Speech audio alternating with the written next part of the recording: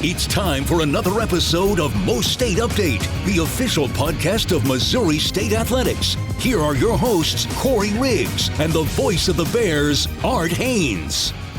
Hello again, everybody, and welcome to MoState Update, our 10th episode. I'm Art Haynes along with Corey Riggs, and we'll take you through a lot of things Missouri State sports related in the next few minutes. Well, the Bears, Corey, had a great win Saturday against Murray State. First of all, it was a win, their first conference victory, and they did so by 21 points. Yes, 77-56, the final here in front of some very happy Bears fans. And, it has been a while. That was a losing streak that was unprecedented. It was unexpected. But Konzo has told us on Inside the Den and in our post-game conversations with him, Art, that this team wasn't quitting on him, wasn't hanging their head, that they knew the wins would come, and they got one in convincing fashion, shooting the lights out against Murray State. They were 12 of 18 from three.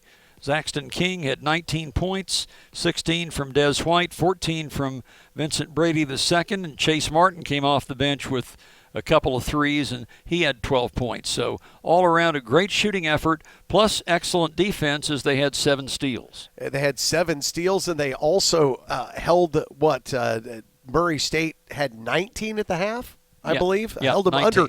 under 20 points for a half, and anytime you can hold a team under 20 points in 20 minutes, you can hang your hat on that. That's something to brag about. And this is a Murray State team that is no slouch. This is a Murray State team that went to Des Moines and beat Drake. I mean, there's just a ton of parity in the league this year. Bears had Murray down 42-16 at one point, and as much as coaches always feel like they could do better, they couldn't do much better than that. No, I don't know what you would have drawn up that would have been much better than that performance. And you continue to get incredible performance from the freshman, Zaxton King. His shooting numbers continue to grow. He is going to end up being one of the top 5 3-point shooting freshmen in the Bears' history when this season's right all now. done. I say he's arguably going to make it into the top 3. Don't think he's going to catch Austin Reuter, but he may end up number 2. Yeah, he really might. When the 3 guards, King, Brady, and White, score in double figures, the Bears are 5-1. So maybe that is a harbinger of things to come. Bears are at home Wednesday night against Northern Iowa in their next game here at Great Southern Bank Arena. Meanwhile, the Lady Bears split their Central Illinois road trip. They won at Bradley Friday night, 73-62. Freshman Lainey Douglas with a career game. New career mark, 17 points, 8 for 10 from the floor in 15 minutes. Sarah Linthicum had 13 and 7 rebounds. Kyra Daniels added 12. Yep, the luck did not hold out for the Lady Bears on the back end of that road trip, though. They had strung together a really nice winning streak in opposition to what had been going on with the men's team. But then they end up stumbling 66-55, the final at Illinois State on Sunday afternoon. Lainey Douglas gave them another good performance, but there was a lot of concerns about the health of their post player, Sarah Linthicum, coming out of that game. There was. We thought it was a knee injury at first, and turns out she may have bumped her head, and so that's being closely watched in hopes that she'll be available this weekend. Yep, because the Lady Bears have another big home Valley series this weekend with the Sycamores coming in on Friday at 6:30 and their annual Play for K game Sunday afternoon at 2 o'clock against Evansville.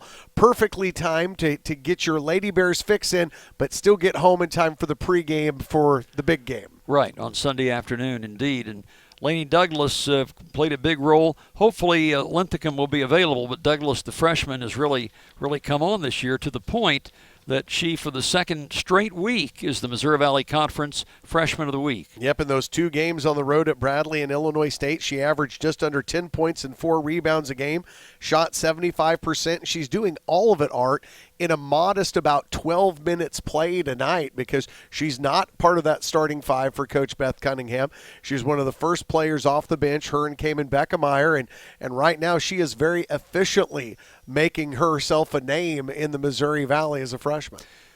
A lot of question for the Lady Bears going into the season. They had lost all 3 of their post players to the transfer portal, but with Linthicum and Douglas, they haven't missed a beat. No, they really haven't. I've been pleasantly surprised by what we've seen from them, and just hope that the Mizzou transfer is healthy enough to give it a go this weekend. Women's tennis just finished up a 5-game road trip, and now they are at home this weekend for their first home matches of the season. New coach Austin Hale, with whom we'll visit later in the show, will be coaching against his father when UMKC comes to town on Friday. Yeah, that can't happen very often, but a really great conversation with Austin that we'll share with you about what it was like growing up with a dad who was a tennis coach and kind of how that was the foundation for him. But going to be fun for them. They started the season with a five-match losing streak on the road, so hopefully getting a chance to play at home at Cooper Tennis, give the women's tennis team a chance maybe to get in the win column for the first time this year. They host Central Arkansas as well on Sunday. We'll have Coach Hale, as we mentioned on the show later, but he announced 4 new recruits for next year from Uzbekistan, Germany, Italy, and England. So quite international in that. It is very much like men's soccer. There's a lot of international flavor to it. Women's track and field competed last weekend in the Washburn Open in Maltese, and senior Daylin Switzer finished 3rd in the regular high jump. Sophomore Lindsey Williams was 5th in that event. Olivia Rogers 3rd in the 60-meter dash. Yep, and that's a team that's kind of back off of that long sort of holiday break. They now get a chance to move back to some more familiar scenery. Their next matchup, they'll be at the Missouri Invitational on February 7th, so they'll be back at it at the end of this week. And 4 Missouri State women's and swimming and diving teams, both of them that is, have been named to the Fall Scholar All-America team by the College Swimming and Diving Coaches Association of America. And this includes NCAA Division I, II, III, and NAI. Yep, Coach Dirksham and Coach Collins have a lot to be proud of. Both of these teams made significant strides in their classroom and overall GPAs on the women's side. They have raised their team GPA to 3.51, up from 3.43 in the previous fall semester. The men jumped up to 3.35, previously at 3.22. So both of them, well, let's put it this way. I would have brought the GPA down on the men's swim team when I was here as a student. Let's just put it that way. When we continue, we'll have several guests today, starting with the coach of the newest varsity intercollegiate sport at Missouri State, stunt. That's coming up next on MoState Update.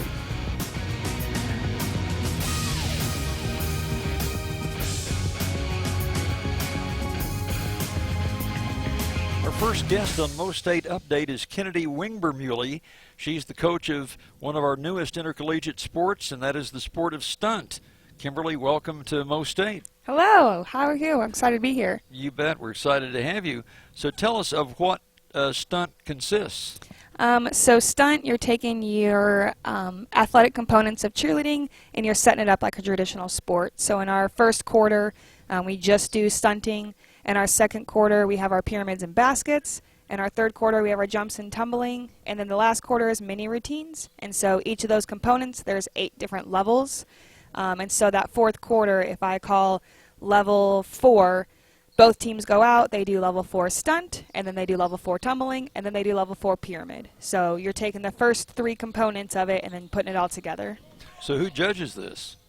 We have different officials. They do have to go through training and stuff and get certified, but we have officials, usually roughly 3 or more per game that will judge.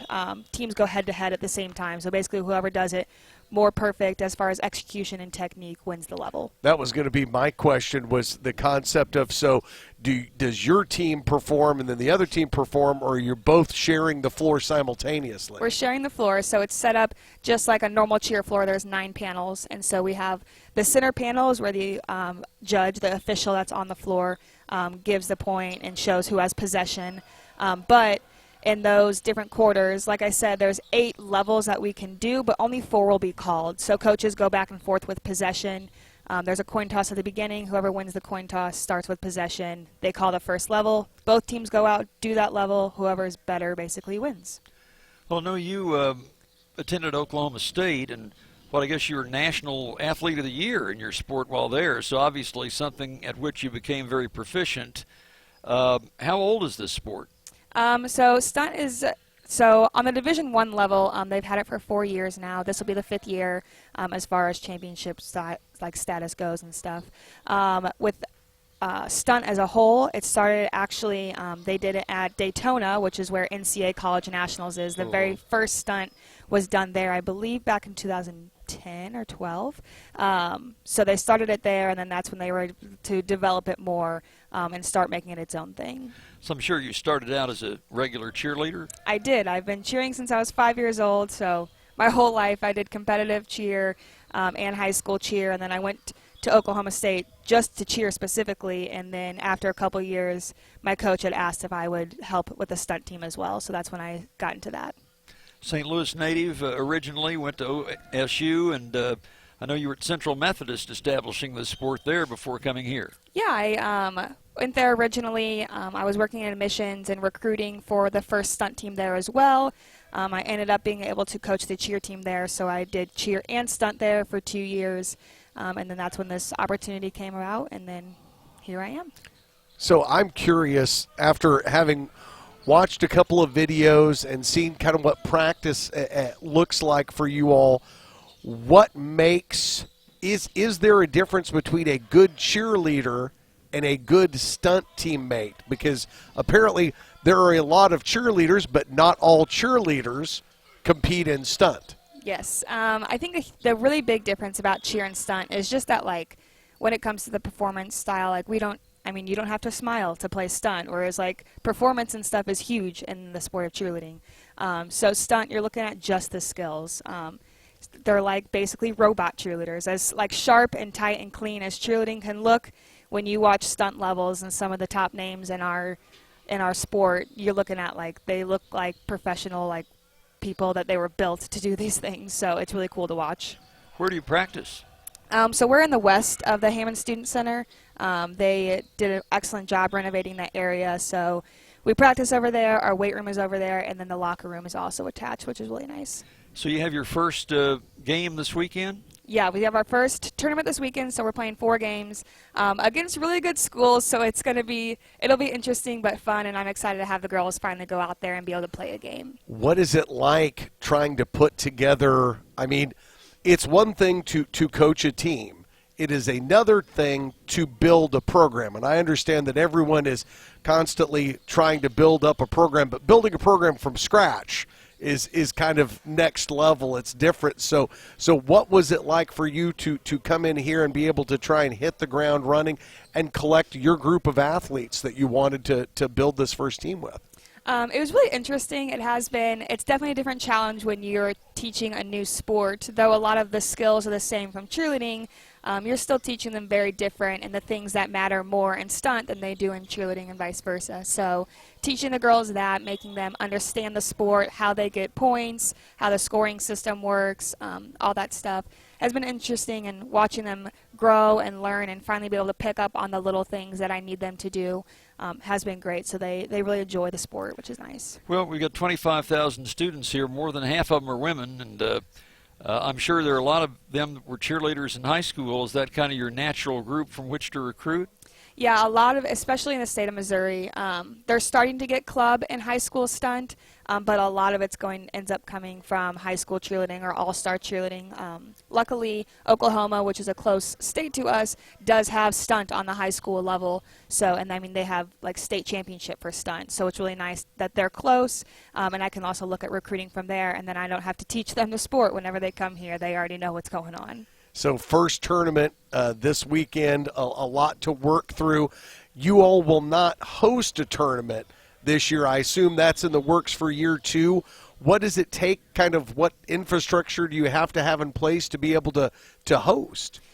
So really it's not a whole lot going on to have to host. We have the mats that we would need in order to do so. Our score only goes up to 24 unless it goes into overtime. Then it'll be a little bit higher, but obviously a standard scoreboard that works out just fine.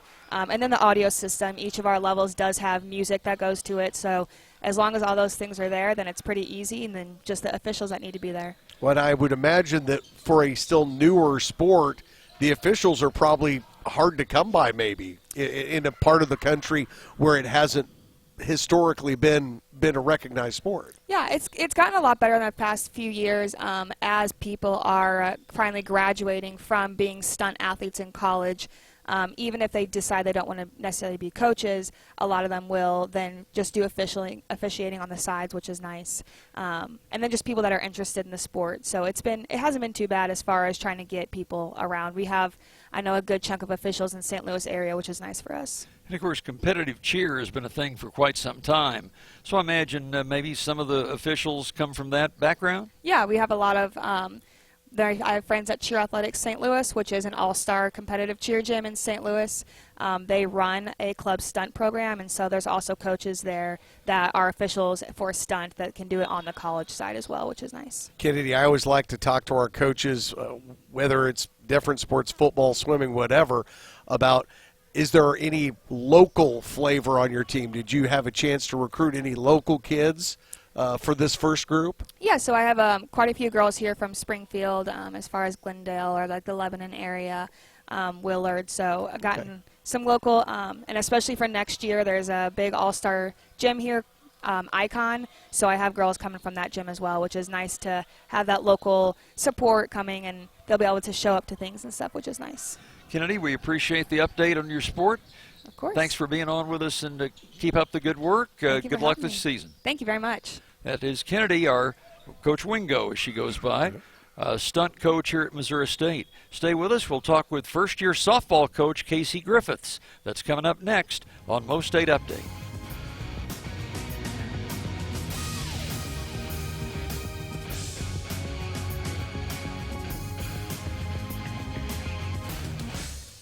Well, our next guest is Casey Griffith in her first year as softball coach at Missouri State, but she's been here for a period of time as an assistant working her way into this transition.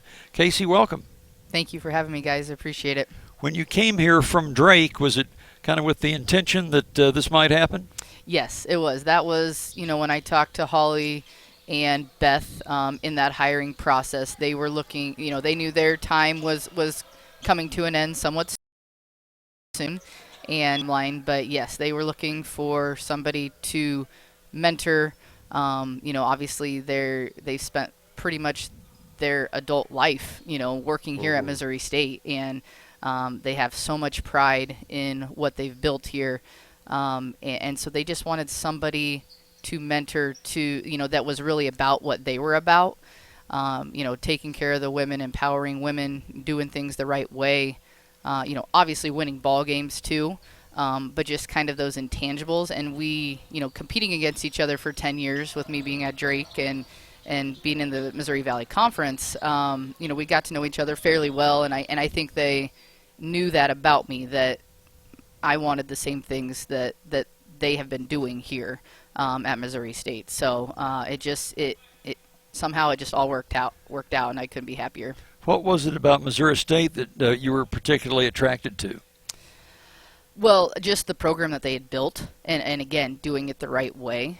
That was something I looked up to. Those three women with Holly, Hesse, Beth Perrine, and Sue Frederick, again, being competitors, I always knew that about them. They do things the right way. And then when I came down here, I honestly, when I came down here, I didn't know. My husband and I came down here kind of on our quote-unquote recruiting trip, and I came down here because I respected them and wanted to see what they had built here and what they were about, but didn't honestly think I would end up here. I'm an Iowan. I, grew up in Iowa. My husband and I were living in our little town that we grew up in, and our kids were going to schools that we grew up going to. And we had all our family and friends there. And so that, to me, family, I love softball more than about anything in this world besides my family, right? And so I just didn't know if I could take that leap of faith. But when we came down here, we were just blown away.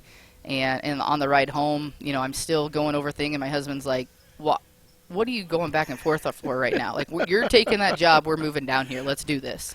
And I don't know if I would have ever pulled the trigger if he didn't give me that support and was like, yeah, let's do this. That true leap of faith. But it's been such a great move. It's been really good for our family. We've truly enjoyed living down in the Springfield area and being a part of the Missouri State family. Getting away from Iowa weather doesn't have anything to do with it, does it? Yeah, I won't complain. I won't complain about that at all. Well, Casey, you know the personnel, obviously, having been an assistant. Right. How much did you lose from last year, and what holes do you have to fill? Right. So we lost a good chunk last year between our regular seniors, and then that was the last class where we had a couple super seniors left over, using up their COVID year, which we were thrilled that they stayed for that fifth. We actually had one stay for a sixth year because she had a medical red shirt as well, and Olivia Crable. And she was an all-conference player, really, really good third baseman. So we ended up losing 8 kids, and majority of them had a big impact on our playing time. So we had a number of holes to fill, especially on the infield. Actually, our entire outfield will be replaced as well. And then in the pitching circle, it'll look a little bit different as well. So we really replaced quite a bit. We had a large freshman class in 7 came in with a JUCO transfer kid and a transfer from Louisiana State here at semester who is actually eligible to play. So we have a lot to fill. Feel like we're really in good shape, though. Feel really confident with where we're at, even though, if people are scouting us, there's a ton of question marks. I'm not sure even how you would scout us right now because we are replacing almost all of our starting lineup. We open the season this weekend in Boca Raton, Florida. Yep. Should be nice weather down there. Yes, looking forward to that for sure. Against whom will you compete there? Yes, we will be. We start off with Ole Miss, Wisconsin, Florida Atlantic, Clemson,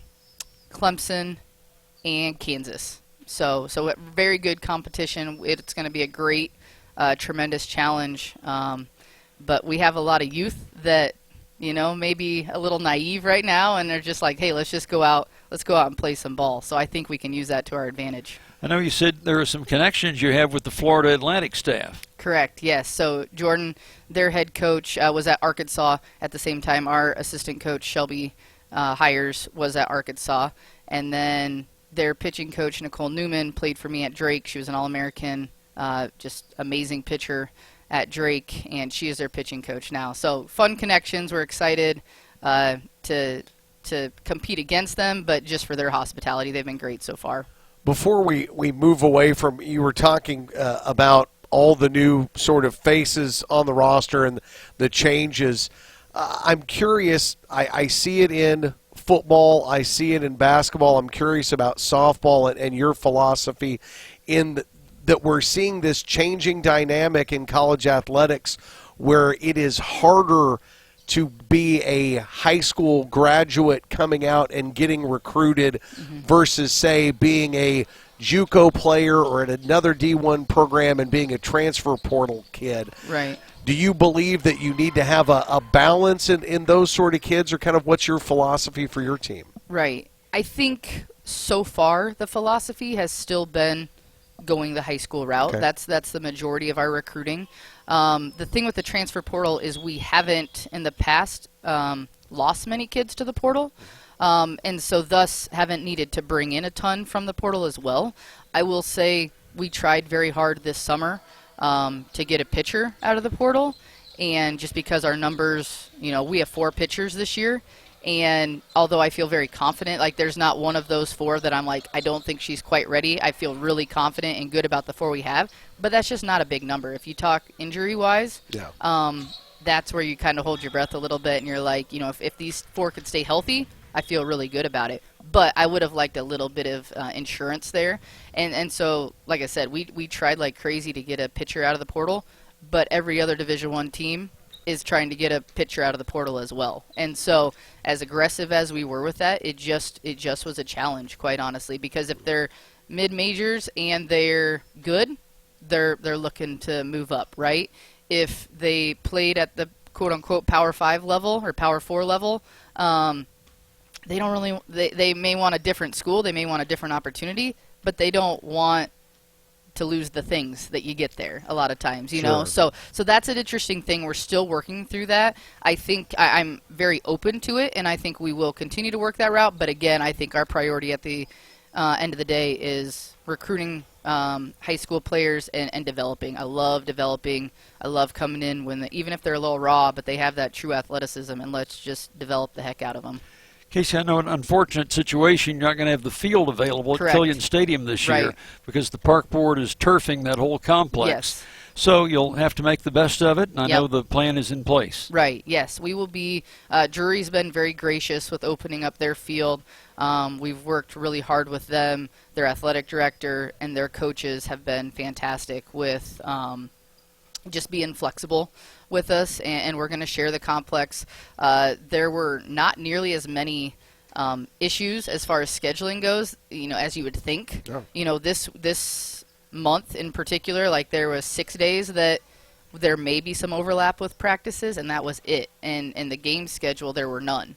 Wow. March, there's one weekend that we have an issue, and we bumped a little bit, they bumped a little bit, and they've just been fantastic to work with. So we appreciate all that they're sacrificing a little bit to help us out, and we appreciate that the park board has made some improvements to Metter Field, or to Thompson Field at Metter. Right. And so they've been working to update that so that it's to Division I standards, or closer to Division I standards.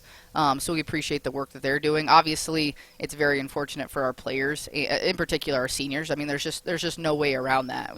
They're devastated. They are, because we just had some very nice amenities at Killian that are just not going to be duplicated at Metter. But they had a grieving process through that, because this is their last year, and this is their life. They have an incredible passion to play, and they have an incredible passion for Missouri State and what we have here. And so there's been a grieving process, but I think since we started practice, we got out to Metter last week, and I think that was great to just finally get out there. It was just that anticipation. And now that we got out there, there was so many of them. They're like, hey, this isn't so bad. Like, this is going to be okay. And, I think they appreciate the work we've been doing to try to make the best of it, And like I told them, at the end of the day, we still have each other, and we still have time together. And that's really what is most important, It's all dirt. We can find a different patch of dirt, or different pile of dirt and a different patch of grass, but we still have time to spend together, and we still have each other. Things could be a lot worse, So we're still thankful. Casey, good luck this season. We appreciate your time. Yeah, thank you so much, guys. Appreciate it. Right. Softball coach Casey Griffith joining us. Next is women's tennis coach Austin Hale on MoState Update.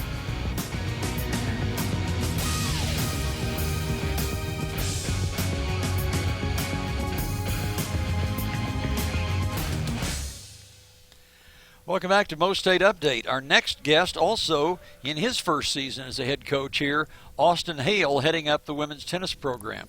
Coach, welcome. Glad to be here. You bet. So tell us your background, where you came from. Yeah, definitely. So I grew up in a tennis family. Dad's the coach at UMKC. Grew up, played college tennis at Missouri Baptist University, and then got right into coaching in 2018. Coached at McKendree a little bit as an assistant. Was a volunteer assistant at UMKC, and then started up the program at University of St. Mary near Kansas City, and then got here in August, and glad to be here. Well, how have you found the circumstances to be? The facilities at Cooper Tennis obviously are good. Yeah, I mean, to have 16 outdoor courts and 12 indoor courts is amazing, and they've been really gracious to us. Tell us about the team and its makeup. Yeah, definitely. So we have a very diverse team from all over the world. We got Turkey, Slovakia, we got United States. I mean, kind of everywhere. But yeah, the culture's phenomenal, and yeah, we're excited for the rest of the season. And you got 4 new recruits just announced this week, and they're all international. Yep, they're all international as well. So excited to get them going next year. So I was curious, Art. I'm sorry. I noticed in the press release that you've got these 4 players, and for the most part, they're all foreign-born players. The current roster is that way. Is that, for somebody on the outside looking in that isn't constantly following collegiate tennis, is that the norm? Is that the exception to the rule? How does that work? Yeah. So it is pretty normal. If you look at the most popular sports internationally, tennis is like 4 or 5. If you look at it in America, it's like 15 or something like that. Sure. So you have a way bigger pool, and so there's just a lot more players. So yeah, it's pretty normal to have a lot more international players. Plus, they don't have college tennis programs in most of these countries. Yeah, exactly. Well, then talk about the season is already off and running. You've just completed, what, about a 5-game road swing? Yep. We've played 5 matches so far. We play our first 2 home matches this weekend, one on Friday and one on Sunday. And the one on Friday is interesting, and you'll be going up against your dad. Yeah, I'm super excited about that. We've been we're so competitive, and so we've been competitive my whole life, so I'm really excited to play him. It'll be a fun matchup. So shuffleboard, golf, beer pong. Yeah, that's right. A little bit of everything. So yeah. Well, what was it like? I say obviously he's been, I assume, coaching tennis for a while. What was it like growing up with a dad who was a tennis coach? I mean, it was so fun to be able to go to the home matches. I remember even being a kid when they were on a clinching match and being able to go on the court with them and just to watch him win conference championships as a kid, watch him develop players. It's just made me a better coach. Of course, UMKC, not far from the Plaza in Kansas City. Have you ever played on the Plaza courts? Yes, I have many times. Yep. Say, I don't know that I realized there were courts down there. Is that kind of a big thing there? Yeah, it's right on the plaza, right next to all the shops and everything. So I know there's fountains. I was allowed to look at fountains and got drugged shopping, but I don't remember ever getting to stop and play tennis. Yeah. Big tennis complex there. Yeah, that's right. So excited, obviously, to have your dad in. Excited to get your first 2 home matches underway. How does that kind of change the daily routine for you having to host as a head coach versus being on the road, just getting up, making sure everybody has breakfast, and kind of load up the van and get to the venue? Yeah, I think it gives us a little bit more time to practice this week, where we're not spending so much time on just traveling the whole weekend and lots of driving. I mean, we were in South Dakota, which is, it's a hike. So we're glad to be home and excited to have a lot of people out for that. We're talking about the international recruiting. So how do you identify those players from here? Yeah, so a lot of it's through just relationships with agents I have. They'll often send players. Some I've seen at different showcases I've gone to. I went to one in Florida this past December where they had lots of international players there. So, but it's usually through just relationships with agents. And then maybe for the folks that may be watching or listening to the podcast for the first time and haven't seen what I want to say, team tennis. I don't want to confuse it with the lasers and world team tennis like we had back in the day. But the concept of the fact that your team is made up, you've got a singles group, doubles group. Explain to people how the scoring works and how you end up getting a win or a loss on the season. Yeah. So college tennis is really fun. It's very different than even juniors or professional tennis. It's very loud. It's very energetic. We start with doubles. We'll have 3 doubles matches going on. And then it's a best 2 out of 3. So they get 1 point based if they get 2 out of the 3 matches. So if we win 2 out of 3 matches, we get 1 point, and then we go into singles. And every singles match is worth 1 point, and we'll have 6 singles matches. So it used to be that the doubles matches all counted as their own. Yep. Why did they make that change to combine the 1 point for the 3 matches? They wanted to put more emphasis on singles. Guess so. So, yeah. Does some of your players then cross over and play both? Yeah, most of my players will play both. Yeah. I'm curious. I had a niece that was playing high school tennis, and you say the college tennis starts off kind of ruckus and loud. I was blown away. I went to my first high school girls tennis meet, and they're calling most of their own line calls and judgment calls, and because of that, like no one's allowed to root for anybody because you don't want it to seem like you're trying to tell the player they didn't make the right call or everything. It was kind of an odd experience for an average sports fan. Yeah, definitely. Yeah, it's very different in college tennis. It's very loud, very energetic, things like that. Great. So, yeah. Well, Austin, we appreciate your time and good luck with the rest of the season. Yeah, appreciate it. I've enjoyed being on here. So you bet. Yeah. Austin Hale, women's tennis coach. Stay with us. We'll wrap it up right after this.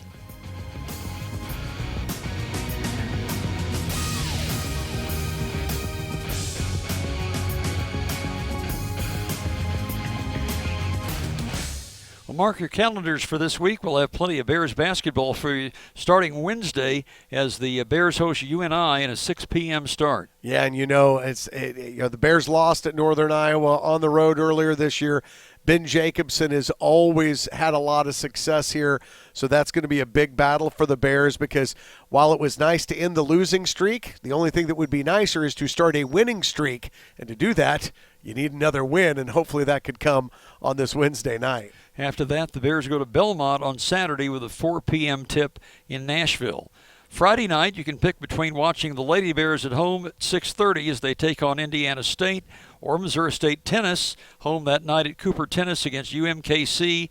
Their match begins at 7. Yep, and then both of those teams take Saturday off, turn back around on Sunday, and go again. You already mentioned tennis will be at home against Central Arkansas, though that's an early game. Is that about a 10 o'clock start? 10 a.m. Yep, and then the Lady Bears will have their play for K game against Evansville Sunday at 2, and you can get that all wrapped up in time to get home and get out the queso, the guacamole, and whatever other pregame accoutrements you need for your football fix on Sunday. You bet. And as always, we want to invite everyone out to Big Shots Golf on Mondays throughout the basketball season for Inside the Den.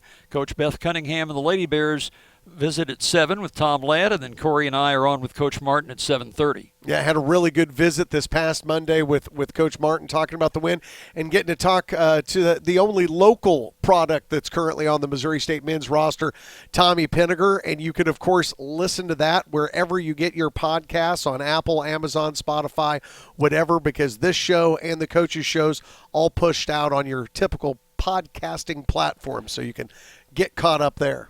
Tommy Pinniger is a Cowboys fan, so they've not played in the Super Bowl in his life. But he was very diplomatic when asked who he's for in this game on Saturday. Sunday. We like to talk about football quite a bit on the road, and I try not to hold the fact that Tommy's a Cowboys fan a little too late against him. It's all right. He's a good guy. Inside the Den is heard on 93.3 or AM 560 KWTO each Monday nights from 7 to 8. Hey, and one thing, we'll have a new episode again next week as well, hoping to talk to head baseball coach Joey Hawkins next week. And one of the big announcements in the last week that we didn't have in the headlines is Missouri State baseball going back on the radio this year. And for the first time, baseball is going to have a coaches show as well. Now, we won't do it live in person at Big Shots. We'll record it. It'll play Wednesday nights at 7 during the baseball season. But really excited, and as you know, Art, always lofty expectations for this baseball team going into a new season. Looking forward to that, but we're in the midst of a lot this winter. Thanks for joining us on Inside MoState Sports. We'll have another episode next week. I'm Art. He's Corey. Good night, everybody.